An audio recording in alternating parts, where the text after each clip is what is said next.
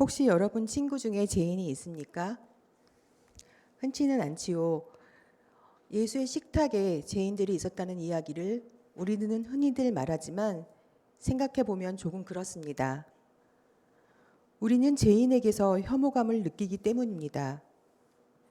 유대인들의 돈을 걷어서 노마에게 바치는 세리, 도둑질과 강도질, 유진과 뇌물 공여, 살인, 사기, 횡령, 성범죄 등 제명들이 워낙 다양해서 그 혐오의 정도가 차이가 있지만 우리는 죄인을 싫어합니다.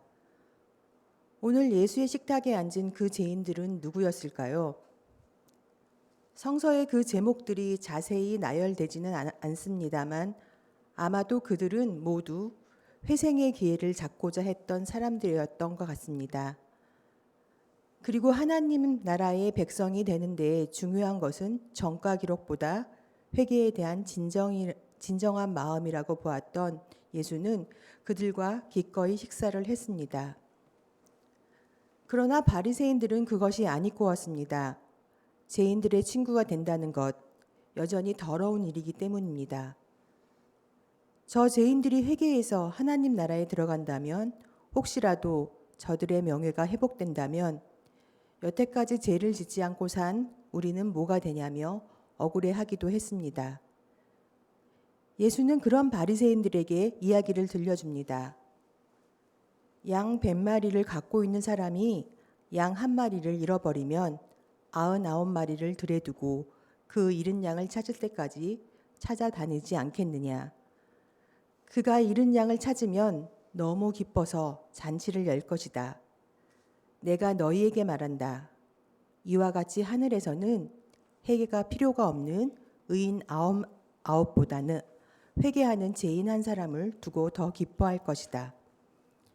많은 교회들이 이 이야기를 두고 잃은 양 하나를 교회로 데려오는 전도라고 해석했습니다. 교회 다니는 사람들은 99마리의 양, 교회 안 다니는 사람들은 길을 잃은 양이라고 생각한 것이지요. 하지만 그것은 틀린 생각입니다. 이 이야기의 핵심은 전도가 아니라 회개에 있습니다.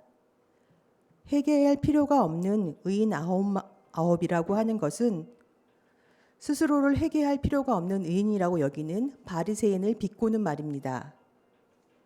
반면 잃은 양 한 마리는 여기 식탁에 앉은 죄인들을 가리킵니다. 이 죄인들은 적어도 회개하기 위해 모여든 사람들이니까요. 그리고 하나님은 확실히 그런 99마리 바리새인들보다 잃은 양 한 마리를 더 좋아합니다. 회개하지 않으면 용서는 없습니다. 미안해가 먼저 있어야 괜찮아가 있는 게 아니겠습니까? 마찬가지로 돌아섬이 있어야 구원과 해방이 있는 것입니다. 이 세상에 대해 일말의 책임감도 느끼지 못하고 회개하지 않는 바리새인들에게 구원은 없습니다. 토기장이가 진흙에 도움 없이 그릇을 만들 수 없듯이 하나님이 우리의 도움 없이 창조를 이룰 수 없듯이 하나님은 우리의 회개 없이 혼자서 구원을 이룰 수 없습니다. 우리는 스스로를 죄인이라고 생각하지 않습니다. 감옥에 간 적이 없고 전과 기록이 없기 때문입니다. 이것은 죄인을 범죄자라고 생각하는 것입니다. 준법 정신을 갖고 세상을 살아가는 나는 범법자가 아니라고 구분 짓는 것이지요. 또 우리는 종교적인 이유로도 스스로를 죄인이라고 생각하지 않습니다. 전통교회는 여지까지 교인들에게 죄인 프레임을 씌워서 그들을 무력하게 만들고 지배해 왔습니다. 가스라이팅이라고 하죠. 겸손이라는 이름으로 순종을 강요했습니다. 진보적인 신앙을 통해 이 프레임에서 빠져나온 사람들은 이제 스스로를 죄인이라고 생각하지 않게 되었습니다. 그런데 정말로 우리는 죄인이 아닐까요? 오늘 예레미야의 예언을 보니까 사막에서 심판의 바람이 불어온다고 합니다. 그런데 그 바람은 알곡을 가려내려고 부는 키질의 바람이 아니라고 합니다. 우리는 심판이라고 했을 때 천국과 지옥, 의인과 죄인 이렇게 가려내는 것을 기대하고는 합니다만 이 심판의 바람은 그런 바람이 아닙니다. 이 바람은 모두를 향한 더 거세고 무서운 바람입니다. 99의 이인과 죄인을 하나를 가려내는 것이 아니라 99을 향한 심판이고 죄인 하나를 위한 구원입니다. 사실 이 세상에 99의 의인은 없습니다. 죄에서 자유로울 수 있는 사람은 단 하나도 없습니다. 태어난 것이 무슨 잘못이 있겠습니까? 그러나 우리는 모두 기후위기를 진행시키는 세상에서 태어났습니다. 아직도 가부장제가 만연한 세상에서 태어났습니다. 악플 하나로도 사람을 죽이는 세상, 가난과 장애 때문에 서로를 죽이고 죽는 세상에서 태어났습니다. 아메리카 원주민들을 향한 학살, 나치의 유대인 학살, 우크라이나 전쟁, 미얀마 군부의 사형 집행과 관계없는 사람이 단 한 사람도 없습니다. 차별이 하나라도 남아있다면 누구도 쉽게 평등을 말할 수 없고, 폭력이 하나라도 남아있다면 누구도 쉽게 평화를 말할 수 없습니다. 저 사람이 죄를 지었으니까 우리는 죄를 개인적 것으로 보지만 사실 그 개인은 이 사회와 긴밀하게 연결되어 있기 때문에 그 죄 또한 동시에 사회적인 것입니다. 그러므로 죄가 만연한 이 세계 안에서 떳떳한 사람은 단 한 사람도 없으며 우리는 모두 죄인입니다. 연예인과 같이 유명한 사람들은 작은 잘못 하나에도 나락으로 떨어집니다. 뭐 하나 걸리면 많은 이들이 달려들어 헐뜯습니다. 옷을 야하게 입거나 담배를 피워도 욕을 먹습니다. 예전보다 도덕성의 기준과 평가의 잣대가 훨씬 보수적이게 되었습니다. 한 대상을 향한 악플을 읽고 있자면 그의 제목을 떠나 떳떳한 의인들이 어찌나 많은지 놀라울 따름입니다.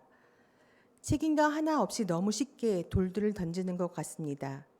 죄 없는 자가 먼저 돌을 던져야 하는데 말입니다. 나에게 죄가 있는지 없는지 따지는 것보다, 나의 의로움을 정당화하는 것보다 내가 삶을 정말 잘 살아내고 있는지 진실하게 돌아보는 것이 훨씬 좋습니다. 한마디로 회개하는 것이 더 좋습니다. 바울에게는 죄가 있죠. 그리스도인들을 박해한 것입니다. 오늘 자신을 이렇게 소개하고 있습니다. 내가 전에는 회방자요, 박해자요, 폭행자였습니다. 나는 죄인의 우두머리입니다. 바울은 자신의 죄를 그냥 덮지 않습니다. 그는 오히려 자신의 죄에 대해 솔직한 사람이었습니다. 언제나 그것을 부끄러워했고 죄로 여겼습니다. 어쩌면 그 솔직함이 그를 회심으로 인도했는지도 모릅니다. 바울은 유대 율법주의 안에서 나름 확신을 가지고 죄인들을 박해했는데 실은 자기가 하나님을 박해하고 있었다는 것을 깨달았고 그것을 알게 되자마자 그 자리에 돌아섰습니다. 솔직한 회개는 세상과 자신을 더욱 또렷하게 보여집니다. 세상은 지금 무엇을 하고 있고 나는 지금 무엇을 하고 있는지를 더 확실하게 알 수 있죠. 하지만 거기까지도 시간이 걸립니다. 바울이 고백하듯이 제 행동은 내가 믿지 않을 때에 알지 못하고 한 것이기 때문입니다. 노예 제도에 익숙한 세상에서 태어난 어린이는 흑인을 당연히 노예라고 생각했습니다. 가부장제가 만연한 세상에서 태어난 사람들은 각자의 성 역할이 확연하게 나누어져 있다고 생각합니다. 그러나 그 세상에 대한 의심, 당연하고 정상이라고 생각했던 것들 때문에 누군가는 박해를 당하고 있다는 그 당혹스러움, 그 균열이 솔직한 회개를 불러일으키는 것입니다. 바울은 예수께서 끝없이 참아주셨다고 했습니다. 목자른 잃을 양을 찾을 때까지 찾아다닌다고 했습니다. 드라크마를 잃어버린 여인은 그것을 찾을 때까지 샅샅이 찾습니다. 하나님은 지금도 우리의 회개를 끝없이 기다리고 계십니다. 우리가 솔직한 회개를 할 때까지 말입니다. 사랑하는 교우 여러분, 예수의 식탁에 몰려든 죄인들은 회생의 기회를 잡고 싶었던 사람들입니다. 새로운 인생을 살고 싶었던 사람들, 그리스도 안에서 새로운 존재가 되고 싶었던 사람들입니다. 그리고 그 죄인들의 공동체는 교회가 되었습니다. 물론 그 교회가 지금까지 지은 죄들은 너무나도 많습니다. 그러므로 이제 정말 우리가 회개할 때입니다. 나와 우리 교회 그리고 이 세상을 더욱 진중히 돌아봅시다. 그리고 지금도 잃은 양을 찾고 계시는 하나님이 드러나고 우리가 마땅히 걸어가야 할 그 길이 더욱 또렷이 보일 것입니다. 잠시 묵상하겠습니다.